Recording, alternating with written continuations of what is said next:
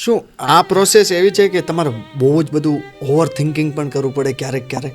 ગઝલની એક પ્રોસેસ કેવી છે કે એક શેર બની જાય પછી બાકીના શેર બનાવવા માટે એનું બધું નક્કી થાય એમાં પ્રાસ કયા આવે, કાફિયા કહે છે ને. અમુક કાફિયામાં તમને શેર બહુ જલ્દી મળી જાય અને અમુક પ્રાસ છે ને તમારી બહુ કસોટી લે, બહુ જ કસોટી લે.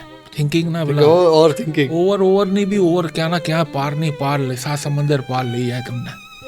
અને એવું બી બને કે ત્યાં જઈને પછી કંઈ જ ના મળ્યું ને એમ ખાલી હાથે પાછા આવો. આઈની સફર આખી ચાલુ હોય એવું? હા.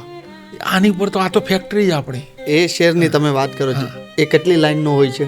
ગઝલનો શેર 2 લાઈન. 2 લાઈનનો. અને 2 લાઈન માટે તમારે કેટલા કિલોમીટર સફર કરવી પડે છે? કંઈ જ નક્કી નહીં. અને 2 કદમ ઉપર પણ મળી જાય અને ના મળે તો ત્યાં જઈને પણ ના મળે, ક્યાંના ક્યાંય જઈને ના મળે, પાછા આવે એમ ચૂપચાપ.